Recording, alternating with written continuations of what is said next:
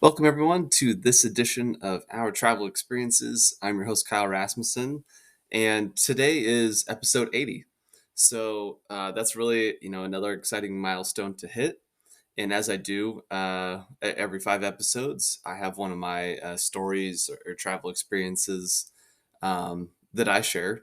But today I thought I'd do something different. So obviously, I wrote a book. I have the audiobook out as well. And I'm I'm trying to sell the book, to be honest with you, and the audiobook. And I wasn't really sure, what story I should share because I've shared a bunch at this point. And so I thought I'd change it up, do something a little bit different. So today I have a few pieces of my audiobook um, that I'm sharing here. So I'm just going to share a couple chapters with you. And if you like it, if you're interested in the audiobook or purchasing a physical copy, then I will have the link in the description at the bottom of this episode. But my audiobook is available everywhere. It's on Audible, it's on Libro.fm, it's on like 50 other audiobook websites. It's super inexpensive. I think it's just under $14 on all the websites. So not too bad at all. And I think it's a lot of fun. I listened to it myself, and I thought I was going to absolutely hate it, but I actually kind of enjoyed it. It's weird hearing my voice, but I actually thought it sounded pretty good. And, I enjoyed listening back to my writing, which probably sounds weird, but yeah. So one of the fun things that I did with the audiobook, I wanted to do it just to give a little bit more insight and share something a little bit different. So I actually, at the end of each chapter, I have a podcast um, that's usually just a few minutes long, but just provides further explanation, a little bit of background into the writing process, how I wrote the chapter, that sort of thing. And then I also have one that I share all the pictures that are in the actual book, which is a lot of fun too. But yeah, so this episode is just going to be a little bit of that audiobook. I think um, all in all, the audiobook is just under 6 hours, including that little over 30 minutes of podcast altogether. If you add up all the podcasts in between chapters. So I hope you guys enjoy. Let me know if you have any questions. If you're interested in buying a book, reach out to me and I'll get one to you, a signed copy. And yeah, we'll go from there. So enjoy the episode and keep traveling, everyone. I'll see you somewhere around the world soon.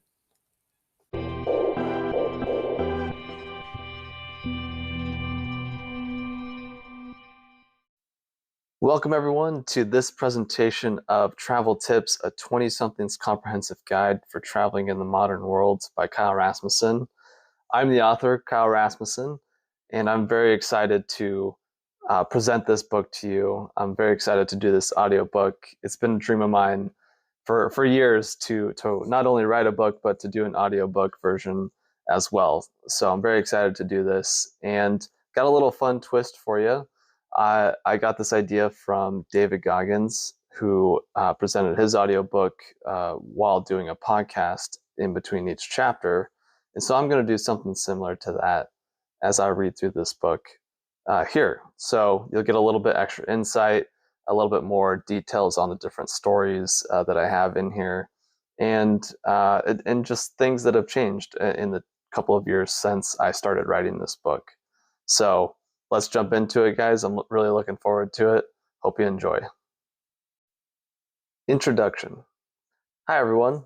I'm Kyle Rasmussen. I'm 26 years old, and I'm an avid traveler. At the time of this writing, I have traveled to 25 countries on 5 continents, as well as 46 of the 50 US states. While that resume far surpasses the average amount of travel that someone has done, especially at 26 years old, it is far less than many people out there. I have a lot of experience traveling, but I haven't experienced everything or every place when it comes to travel. Therefore, I encourage you all not to take my word as law. These pages describe my thoughts and opinions based on my personal experiences. I hope that it provides the reader with some insight into the world of travel and inspires one to get out there and explore. How did I become an avid traveler? I grew up in Yakima, Washington, a small city in south central Washington state. Where the heck is that, you might ask? Almost everyone I meet does. It is about a 2.5 to 3 hour drive southeast of Seattle, Washington, about a 3 to 3.5 hour drive northeast of Portland, Oregon, about a 3.5 hour drive southwest of Spokane, Washington, and about a 6 hour drive southeast of Vancouver, British Columbia. Why explain all of that?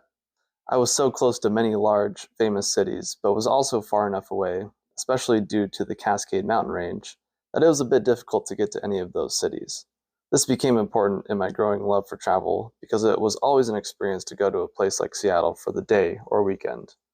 There was an excitement that my family and I were getting to experience a new place, and we had to travel to get there. Growing up, I was extremely lucky. My parents were solidly middle class, my extended family was very supportive and loving, and I never had to worry about food, clothes, or any basic need being met. It was a cushy childhood, and along with that came opportunities. I had the opportunity through sports, family vacations, and other events to travel outside my immediate radius. I remember taking road trips to Reno, Nevada for basketball tournaments in elementary school. I remember going to Disneyland and other areas of Southern California for family vacations.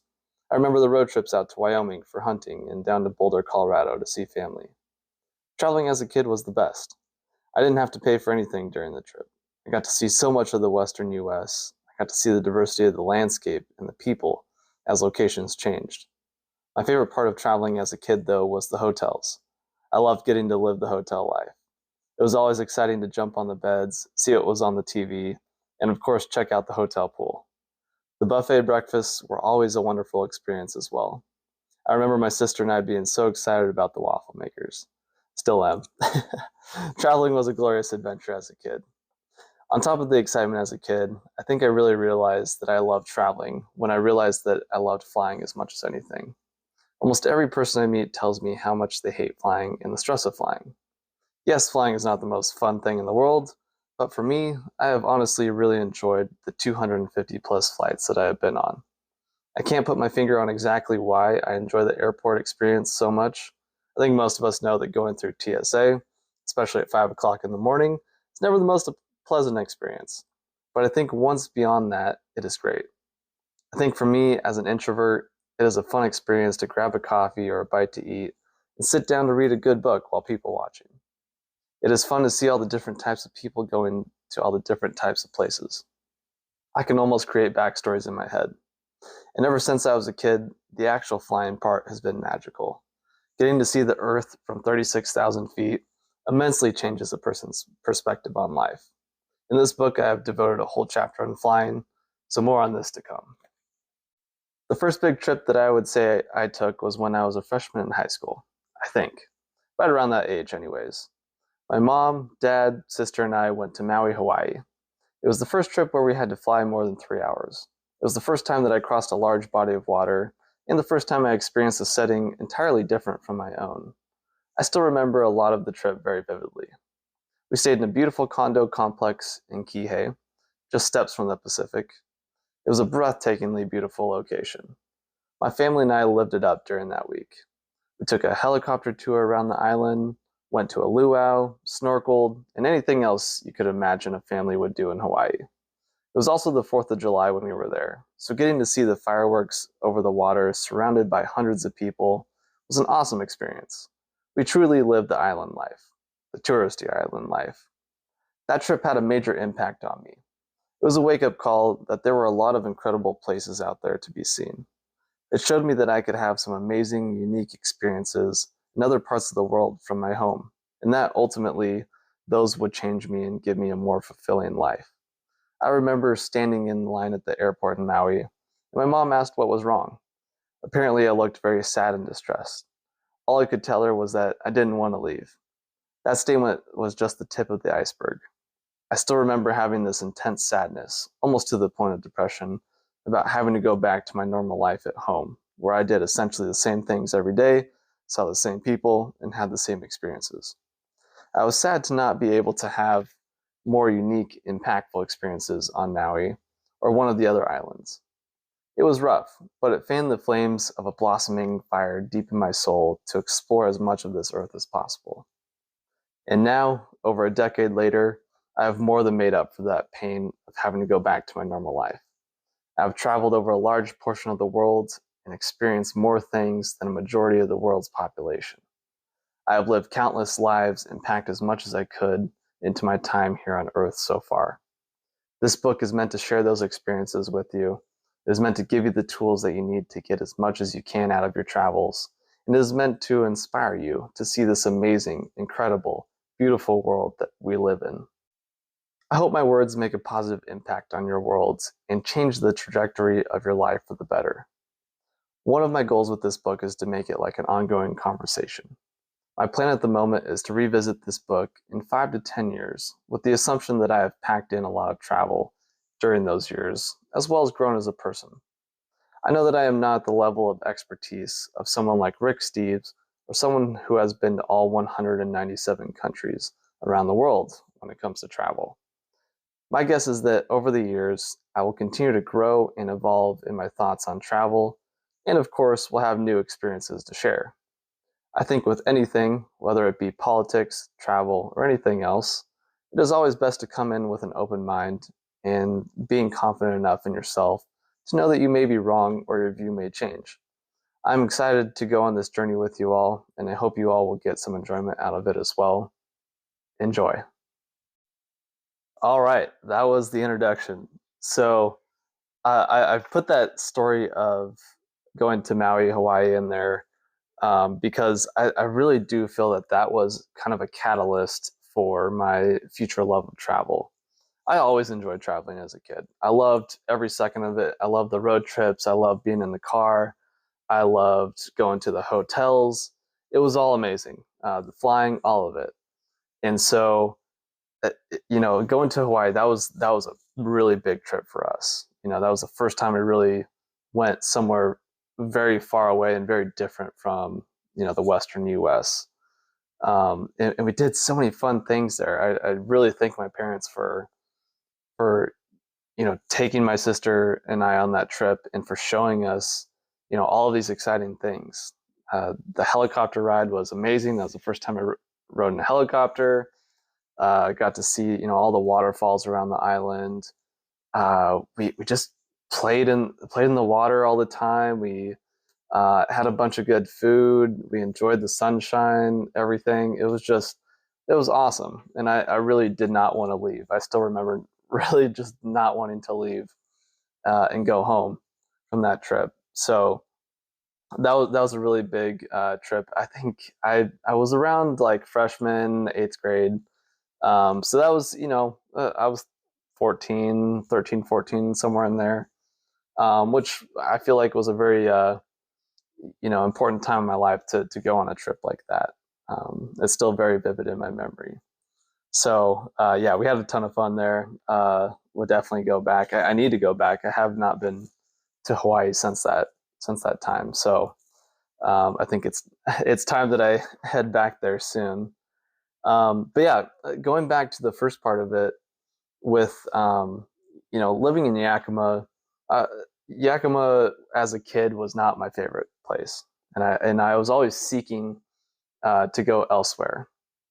So it was always a fun adventure to go travel to a different city like Seattle or Portland or Spokane as a kid.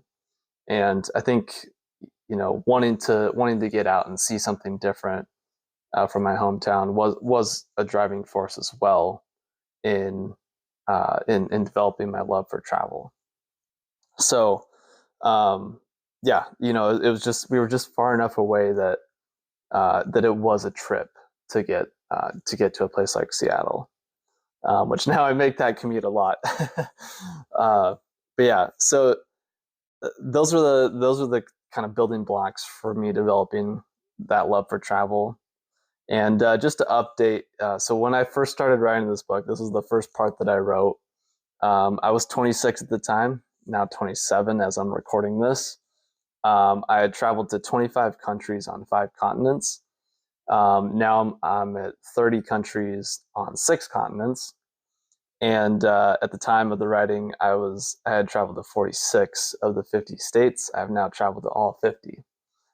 So some updates there and some new experiences that I think, just in the time that I started writing this book, I would say my views on travel have changed a little bit, which is why I put that in at the end of the introduction to keep an open mind and realize that things change.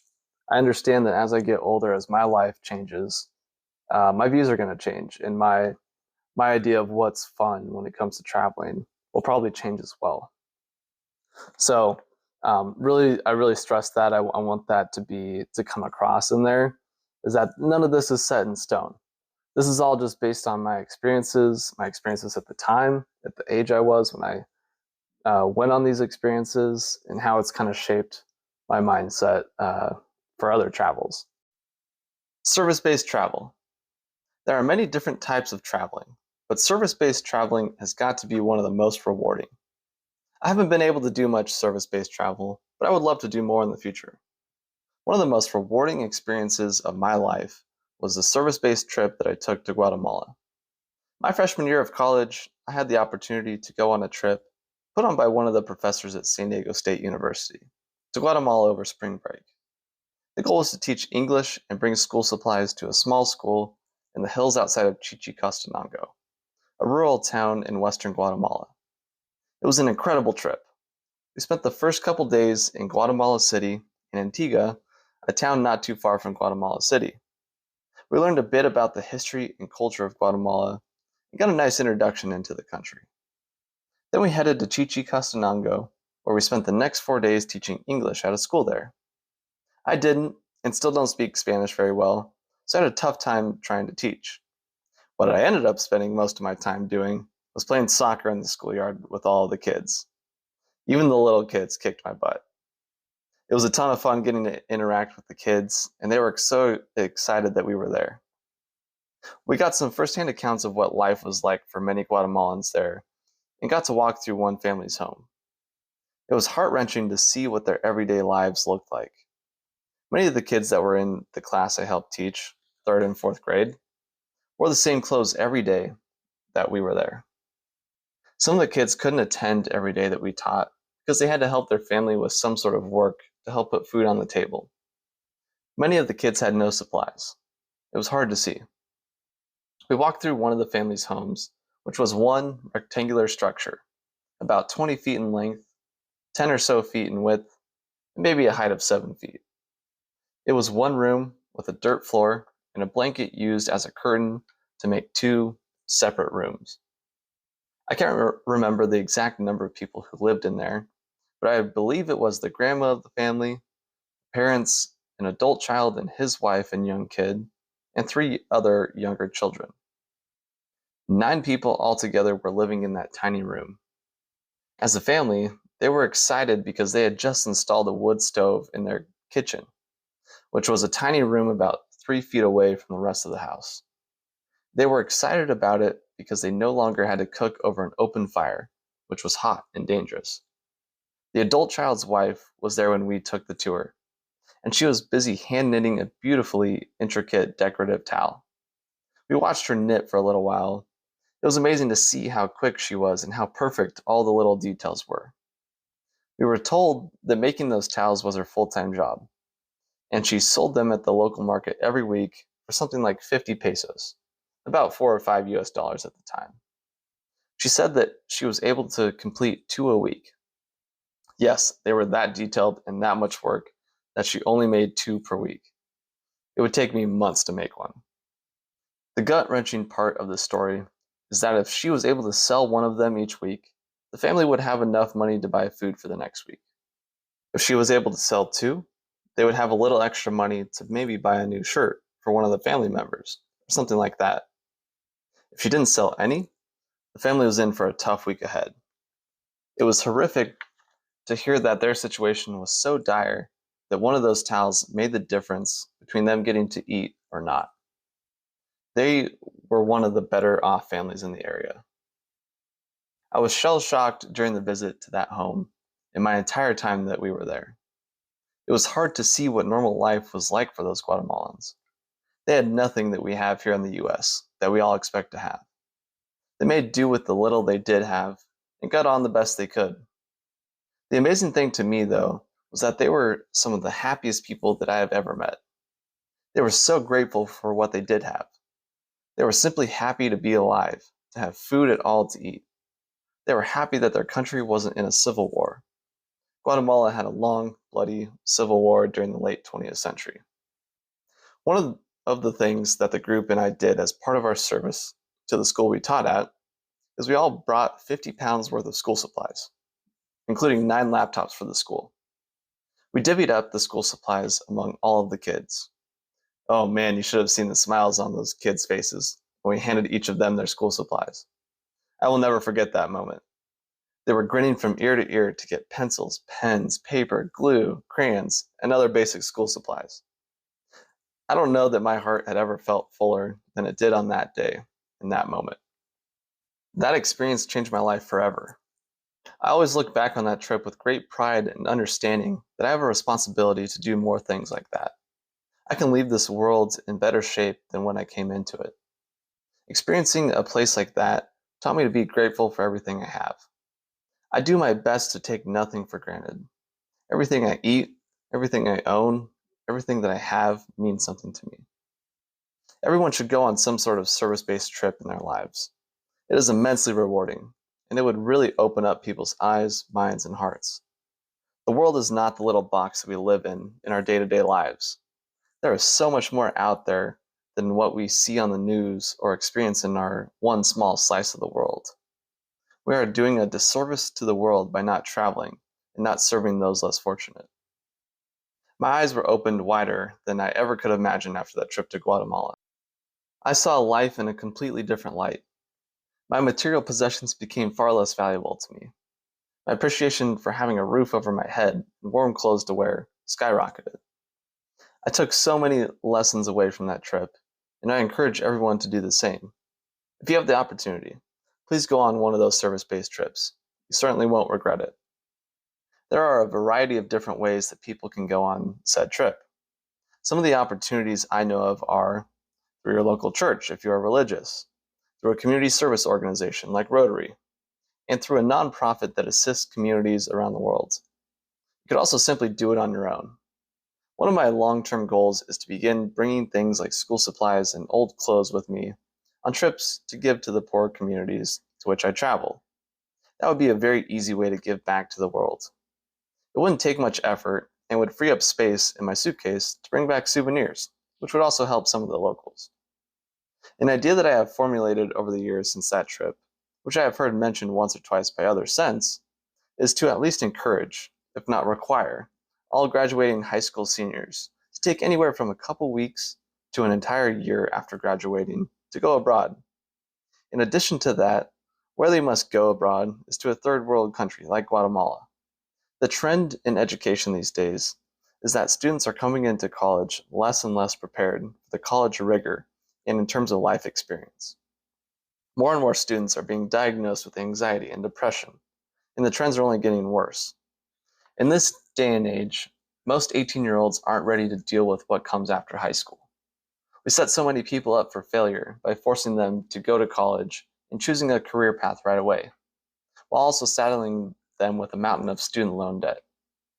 Many people, including myself, would have benefited from a year abroad serving the world. I would have come into college more mature, more prepared, smarter, and with a completely different outlook on life. Even though I did get a ton out of college, I would have gotten even more out of it had I had that life experience first. This is just an idea, but it would be a somewhat simple way that the American government and society could invest in the future leaders and set so many more people up for success instead of failure. I'm curious to know what your thoughts on this are. Please reach out and let me know, as this may become my life project if it is popular enough. I would love to do whatever I can to help make life better for everyone here and abroad. Regardless of the idea above, there are many opportunities for service-based travel, and if it is something that interests you, I highly encourage you to seize one of those opportunities. It will fulfill you beyond anything you can imagine.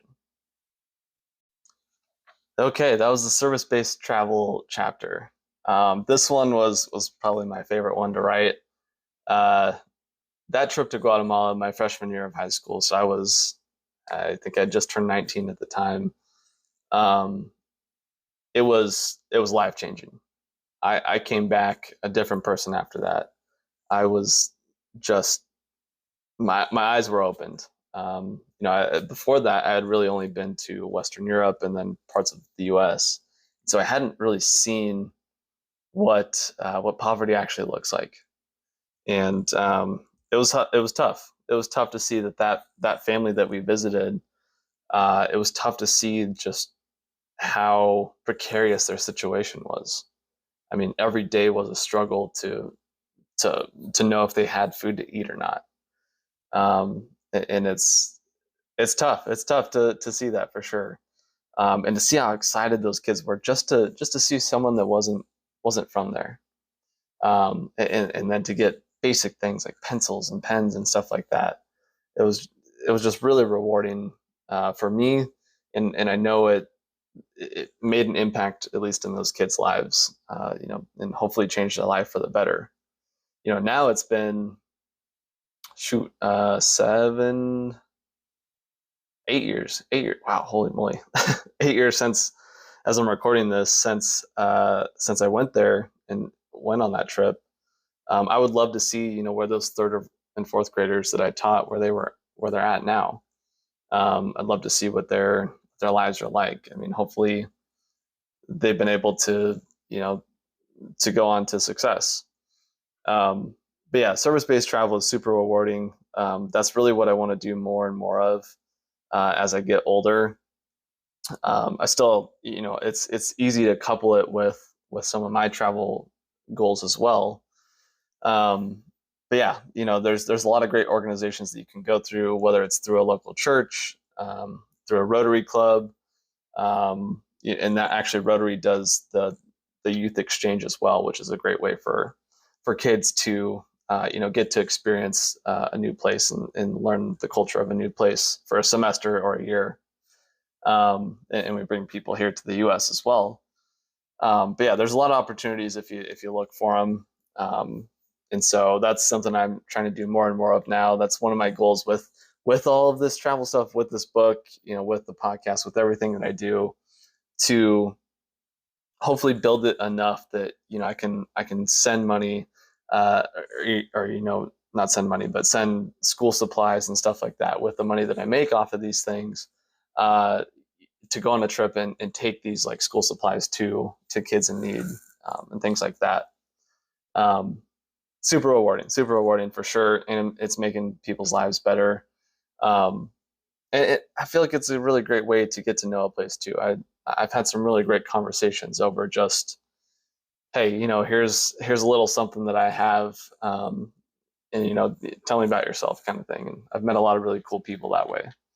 I've since have after writing this book and the publishing process and everything, I've been to Morocco and Guatemala, or not Guatemala, but Cuba, which are two somewhat poorer countries, and to get to give some things to the people there, to see the smiles on their faces when they see us coming in, and just being a friendly face. I think that's just what we need more of, is just people being friendly to each other, no matter what you look like or what you believe in or anything like that. Um, just be friendly. One thing I've learned over all my travels is that humans are pretty much all the same. We all just want to live our lives and be happy, whatever that happiness looks like to each of us.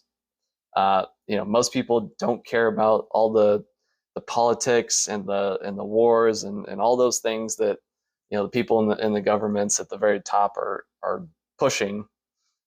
Most people just want to just want to be happy, and live pretty simple lives. So if you can just be a friendly face, I think that spreads positivity around the world, which makes the world better for everyone.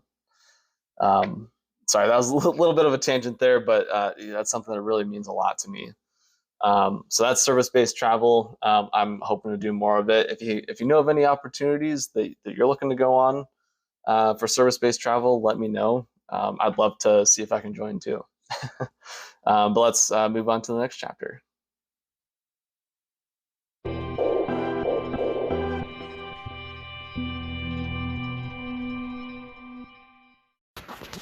Hey everybody, Kyle here.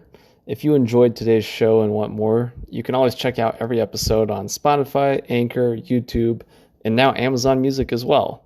Just search for Our Travel Experiences on any of those platforms and it will pop up. You can also find everything all in one place on my website, ourtravelexp.com. And if you want to see my travel pictures as well as travel pictures from guests on the show, you can check them out on Instagram. The page is called Our Travel Experiences Podcast. And if you want to share your own pictures on the Instagram page or be a guest on the podcast, you can message me via that Instagram page or email me at ourtravelexperiences@outlook.com. I would love to see your pictures and hear about your travel experiences, so please send them my way. And if that isn't enough for you, make sure to check out my weekly YouTube show, From Around the World Fridays. Every Friday, I'm taking 5 to 10 minutes to answer questions from listeners, share some souvenirs that I bought over the years, share my postcards over the years that I've accumulated, or share videos and pictures from one particular city or country that I visited, and so much more. So check it out, guys. You won't be disappointed. And make sure you go subscribe to that as well. Thanks again for listening, and I'll see you somewhere around the world soon.